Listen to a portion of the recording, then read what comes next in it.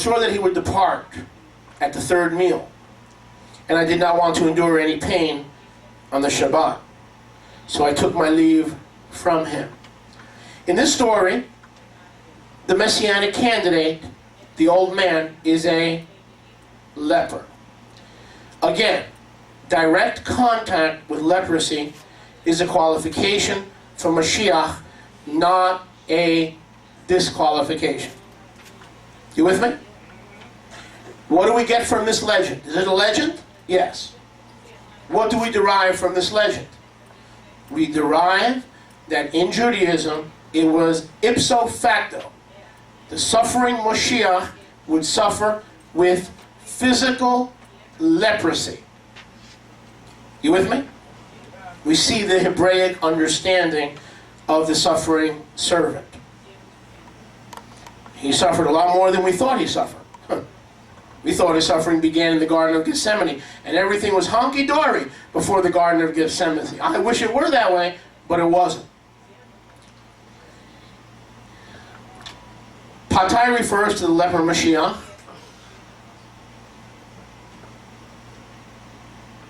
Still later, according to Hasidic lore, the legends of the Hasidim, the Mashiach is unknown and hidden, yet somewhere among Israel is a leper Mashiach, to whom reference is made in the Talmud and whom Baal Shem Tov is reported to have encountered 1,500 years later. Now I'm going to go quickly, so stay with me. In addition, in the Bible, there is no record of a genuine leper being healed by man. A number of lepers are healed. Shemot 4:6, Moshe was healed. Bamidbar 12:10, Miriam was healed. Melachim Bet 5:1, Naaman was healed. But they are healed by the direct hand of Yahweh. Yeshua touched a leper, but it was the act of healing and transference, not defilement. I know I'm going to get emails about, well, if he touched a leper and got leprosy, wasn't he ceremoniously defiled? No. Why? I'll read this again so you'll understand how he could become a leper and not be ceremoniously defiled. Okay, let me read it again. Like Moses, like Miriam, like Naaman, they were touched by the hand of Yahweh and they received healing. How did they receive healing? By the hand of Yahweh. No human being can heal leprosy. We agree with that? Okay. Yeshua, being Yahweh come in the flesh, touched these lepers as an act of the healing hand, the right arm of Yahweh, who was healing and transferring. He was saying, the hand of Yahweh is touching you. I will carry it. Now you go and be clean. I will carry it. Now you go and be clean. So that when he touched and his own flesh could never be defiled. If you touched a leper, or I touched a leper, we'd be ceremonially defiled. But if he came in his own flesh, whole wheat unleavened bread, nothing can defile his flesh. Even stuff that he carries cannot defile his flesh. So I knew we got that one. That took care of about 20 emails. Todah Rabah Yahweh. You're right. If he had come in his own flesh, yes, he would be ceremonially defiled. Praise Yahweh. He did not come in his own flesh, but he came in the flesh of heaven. Hebrews 10:4 and 5. A body you have prepared for me, O Yahweh, to do thy will. Behold, I come to do thy will, O Yahweh. B'megillat HaSefer katuv alai, Psalm 40 verses 6 through 8. Because your Torah, I delight in your Torah, and your Torah is in my heart. The reason Yeshua came in the body of the flesh of heaven is because the Torah was in his heart, and because the Father had prepared the body, and he said to the Word, hey Word, are you ready to enter into the prepared body? The Word said, aye, aye, sir, I'm ready to enter into the prepared body. He entered, and nothing could defile me because I'm the Word clothed in my Father's flesh, not Mary's and not Joseph's. That's how he got away with it. You're right. If he had had a physical mother or a physical father, he could not have gotten away. He would have touched the leper, and he would have been ceremoniously defiled. You're right. Thank goodness he came in his own flesh and not Miriam's flesh. You see why the whole wheat unleavened bread is so crucial? How he escapes ritual defilement? You see how crucial that is? And you know, the average Messianic will hear this stuff, they won't have a clue. They think we're in a cult. Oh, you go to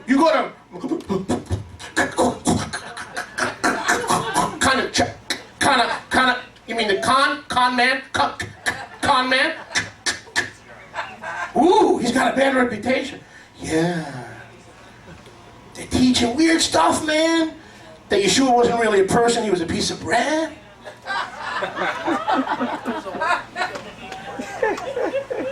That he didn't come in the flesh. 1 John says, if any man denies that Yeshua comes in the flesh, he's Antichrist. Therefore, Moshe is Antichrist because he denies that Yeshua came in the flesh. You liar. You demonic liar, you. I confirm that Yeshua came in the flesh. Sorry, it wasn't like you were in my flesh. It was his own flesh. That's where we differ.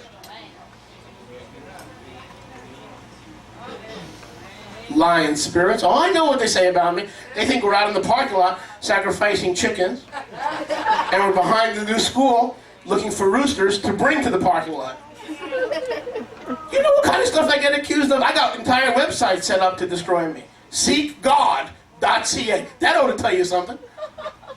Seek God. God?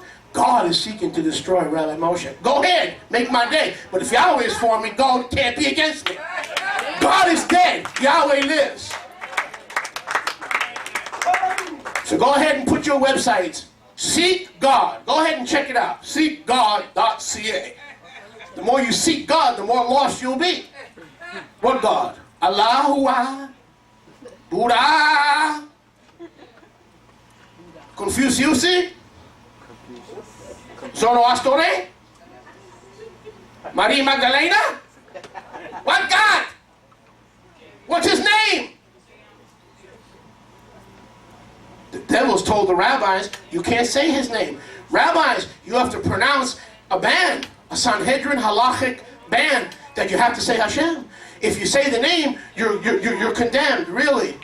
Yahweh says, teach my name, sing my name, proclaim my name. The rabbis say, don't you dare take that name to your lips. Sorry, I won't listen to you. I think I'll listen to Psalm 2 and Exodus 3. I think I'll go with the scriptures, if you don't mind. Yeah, if you don't mind, I think I'll go with the scriptures. Okay. Back to reality. So the implication of these healing acts is that there is no record of a leper being healed by a human being. And since there is no biblical record of healing or treatment or remedy by another human being, that is proof that Yeshua is Yahweh in a body like ours. Not ours, but like ours. Vayikra 13:13. The Talmud says this about Vayikra 13:13. Leprosy, this refers to leprosy. A white swelling, a symptom of uncleanness. But if the whole skin is affected, it is declared clean. Here too, all heretics, it is a sign that the world is about to be purified by the coming of Mashiach. I'll say that again. In the Talmud, the rabbis teach that the scriptures in Leviticus 13:13 that speak about cleansing are metaphors and allegories that when Mashiach comes, the entire world will be purified from leprosy, of course, by his leprosy. Baruch Hashem Yahweh. Again, we talked about this last week. I just want to read this quickly. In the writings of the rabbis, Babylonian Talmud Sanhedrin 98b, referring to Psalm 95, verse 7, it says this. I'm interested in seeing what that says. Go to Tehillim, because I haven't looked this up. Is anyone enjoying? I said, is anyone enjoying? Tehillim? Tov. I'll take it. 95 and verse 7. I'm interested in what this says. Ah.